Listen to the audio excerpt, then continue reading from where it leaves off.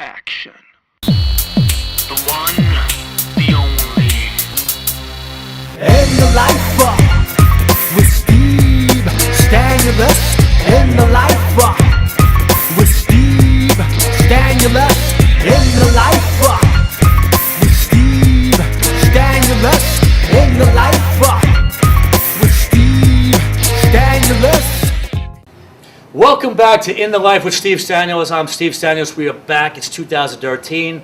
We had an amazing 2012, and we are in a great, amazing location. We are at DNL. It's one of my favorite spots in New York City, and we'd like to thank everybody for being here today. And we have an amazing show. And right next to me is one of my up-and-coming favorite rockers right now, Miss Madame Mayhem. Madam, what's going on? What's up? How are you? Everything's good. Good. What's been doing? Well, we actually just had a gig last night at the Cutting Room. I know, we I had a heard. residency there. So I heard. How'd that go? New York. It was great. Yeah. Loud. Loud. Now tell everybody what Fun. actually you did a tribute last night.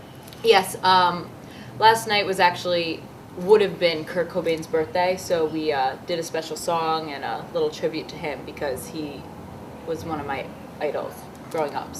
So now you mentioned that, and we spoke earlier. Is he one of your main influences when you were a kid, or how? Let's start from the beginning. Okay. When did you decide like you wanted to be a rock singer, and how did that whole thing begin? I would think it started as early as I can remember. I've been bothering my family for years about it. I was just always a rocker, either singing in front of my mirror or whatever it was, my whole life. And Right. I started out actually musical theater, and I'm classically trained in opera, but it was always the Really? little rocker in the corner that was like, this isn't really me, Right. as much as I love that community and I love doing it. And it was amazing training and an amazing experience. I've always just been in love with rock and roll, so. Now, what did your like when you say this is what I was going to finally do? What was your parents? I mean, did they support it? Were they like get out of here, get a real job, or? Well, I'm actually very fortunate because my parents have been very supportive.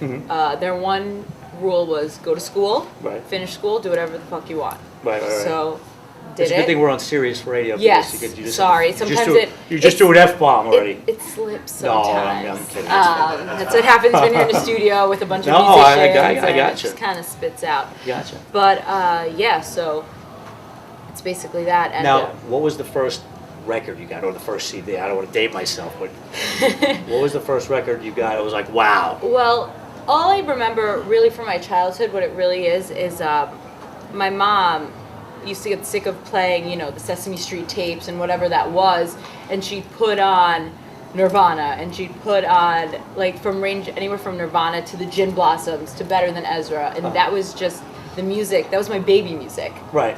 So actually, I got to meet Dave Grohl, and I went up to him. It was about a year ago at the last Grammys, and I was like, "I listened to you as a baby," and I don't think that was the right thing to say. Right. I was like, It's kind of a little sorry. bizarre, right. But yeah, that's really how it all started. Now, it's funny you mentioned Kurt Cobain, because I actually got Courtney Love coming in 2 weeks. Oh, that's awesome. So it would have been nice to get you guys together, but we'll make that happen. But- Absolutely. So how was your reaction to your parents when they actually first saw you perform your rock act? The whole.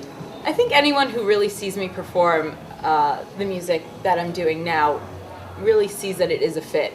Right. Like, oh, that's the moment where you are where you belong. So Right. it's great. Right. So that's cool. Now, Yeah. you were at the Grammys this year. Yes, I How got was to that whole attend. experience? It's amazing. You get to see a lot of people from, the music industry and your community, really. It's really, you run into people and everyone is friends with everyone, no matter who you are. It's great to go out and see, how it's all done behind the scenes and the support of, your fellow artists. So I love it. Now, is there anybody, without naming names, is there anybody that you really wanted to meet, or you were inspired by that you actually met, like this guy's a dick, or she's a dick, or were there people you didn't really care for that you're like, wow, and now you kind of, Right. Well, I would say this year, I think everyone that I've met really lived up to my expectations of who they were. There were a lot of people that I wanted to meet that I didn't get a chance to, Right. some of the new nominees. But in past experience, yes, usually you will see an artist that you look up to, whether you're a kid or not. Sometimes you finally meet them, and it's a big letdown. I Right. mean, I'm still bitter about a specific boy band member that I'm not going to talk about. But is it Justin Timberlake?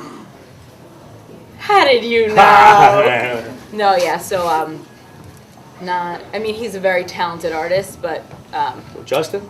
I'm a little bitter from when I was 10. Yeah, I got So you know. I actually still have a poster of him on my wall. See, I can't do it anymore. No. As amazing and talented as he is. Yeah, I know. Well, You know. first I went from like Boy George and Culture Club Very to the nice. whole.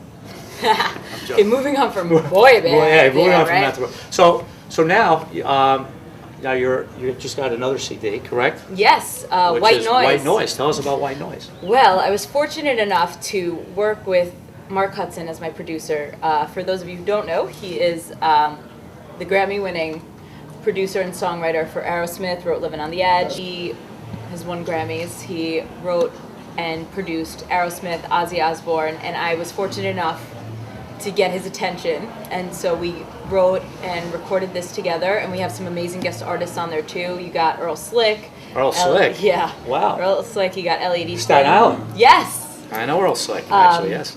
Elliot Easton, Rudy Sarzo, and John Moyer. So these guys are from all these amazing bands, legendary, current. So it was an amazing experience, and the record just speaks for itself.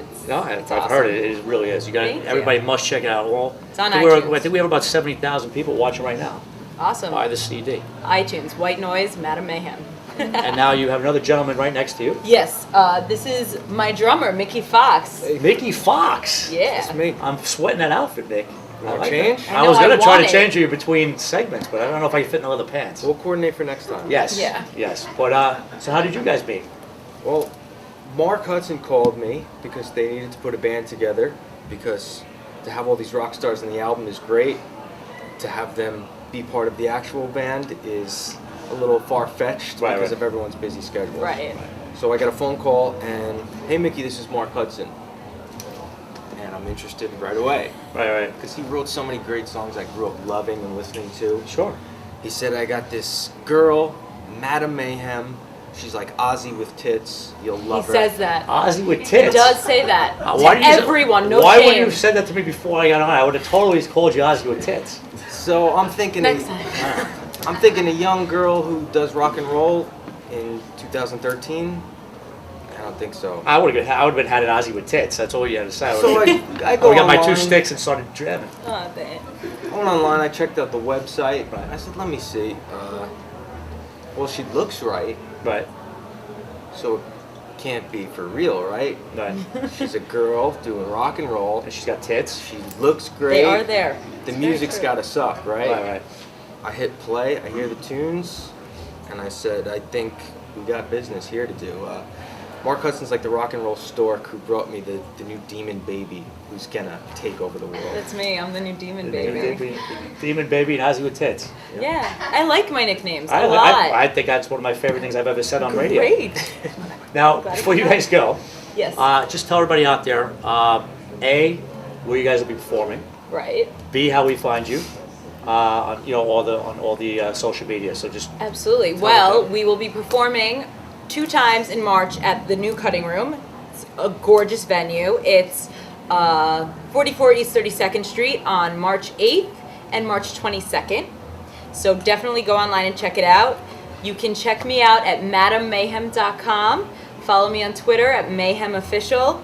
Or facebook.com. Madame Mayhem is the /. And this guy, Mickey Fox. It's MickeyFoxDrums.com, and you couldn't come up with anything more creative than that, dude. Right. Mickey Or you Drums, can always Drum- find him on my sites Mickey too. Fox and then Drums, get it really, linked. dude? MickeyFoxDrums.com. Or if you can't find her in them and she has too many friends, go to OzzyWithTits.com. I wish that was a site that I could have, but We're working on the domain name. yeah, we're working We'll work on that. Absolutely. You guys hang out to the end of the show with me? Absolutely. Everybody, let's get up one more time for Madame Mayhem. Thank you for having us.